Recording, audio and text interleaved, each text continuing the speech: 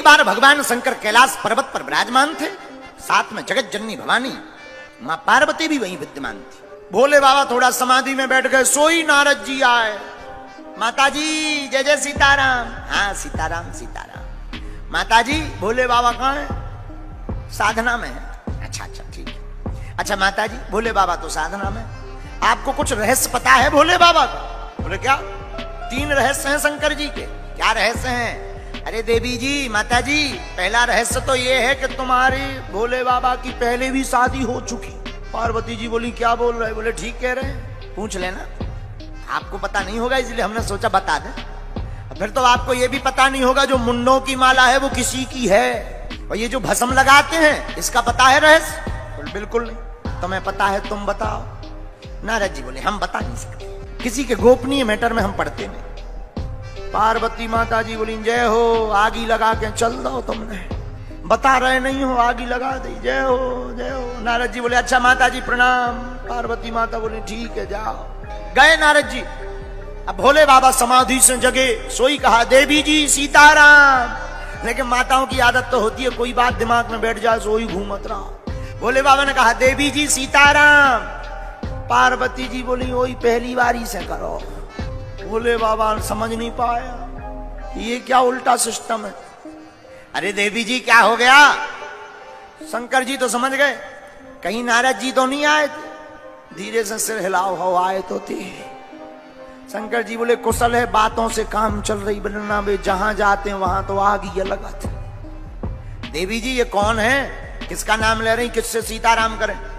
महाराज आज बाद में सीताराम होगी, हमने सुना है आपकी पहले भी शादी हो चुकी है, बताओ किससे हुई?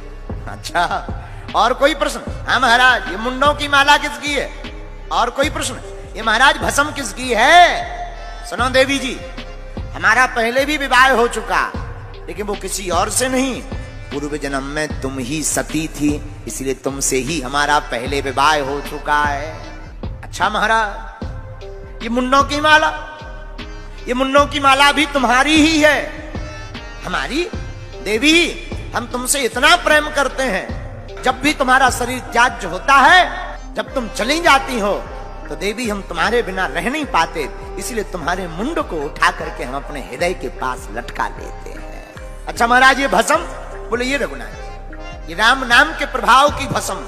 अच्छा महाराज शंकर जी भस्म क्यों लगाते हैं? एक बार एक मुर्दा जा रहा था, मुर्दा के पीछे बहुत से लोग गांव वाले, एक आदमी मर गया जिसका नाम था टिल्लू गुरु।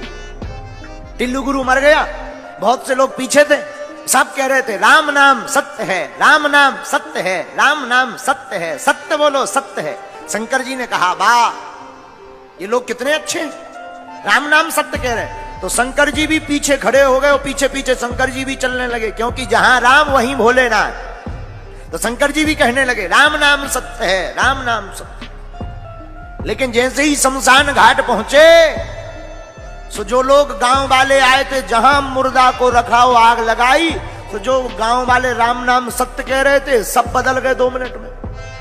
अब तो खुसर फुसर करने लगे एक दूसरे से। अच्छा भैया तुम्हें कब पता लगा ये कैसे मर गए गोपाल टिल्लू गुरु? सो दूसरा बोला अरे भैया क्या बताएं, हम तो दुकान जा रहे थे, तब तक बच्चा दौड़ते हुए आया कि पापा पापा पापा पापा टिल्लू गुरु तबक गए। तीसरा बोला अब हमारी मत पूछो। बोले क्यों? हम क्या बताएं, हम तो जा रहे थे बिजली को बिल भर भी, इन्हें आ जाएंगे मरने तो संडे है ना मरती। अब प्लांटी इनको बाप दे दिया, प्लांटी। और शंकर जी बोले यार अभी कह रहे थे राम नाम सत्य है, अब कहीं दुकान याद आ गई, कहीं मकान याद आ गया, कहीं बिल याद आ गया, ये तो सब फर्जी है। लेकिन शंकर जी ने देखा कि जिसके कारण ये राम नाम सत्य कह रहे थे वो तो बेचारा जल ही गया। लेकिन जल गया सो क्या हुआ, कम से कम इसके कारण कुछ देर ही तो सही इन लोगों ने राम नाम सत्य कहा, उसी भस्म में शंकर जी लौट गए। तब से भोले बाबा को भस्म प्रिय है। भोलेनाथ बोले राम जी के कारण हमारे शरीर में भस्म है, पर देवी जी तुम्हारे मन में ये कौतुक क्यों जगा? पार्वती जी बोली महाराज और तो सब ठीक है, आपने ऐसा कौन सा रस पी लिया है कि आप मरते ही नहीं हो, केवल हम मरते हैं। कौन सा रस पी लिया? हाँ बात अच्छी। देवी जी हमने अमर कथा का पान किया है। देवी हमने भगवान की अमृत रूपी कथा का पान कर रखा है। इससे क्या होता? मृत्यु पर विजय प्राप्त की जाती। महाराज हमको भी सुनाओ। ठीक है देवी जी, सावधान पूर्वक सुनना। जी महाराज। भगवान ने माता पार्वती जी को सामने बैठाया और अमर कथा कहते हैं, भगवान की मंगलमयी कथा ही अमर कथा है। सुनाना प्रारंभ किया, डमरू को बजाया। कथा के सब अधिकारी नहीं होते। बोले कौन? रसिक, भावुक। ये दो लोग ही भगवान की कथा के अधिकारी होते हैं। सुनना सबको चाहिए, पर अधिकारी दो ही लोग हैं। कौन? एक तो जो भगवान के रस में डूब गया और दूसरा जो भगवान की भक्ति में भाव में भर गया।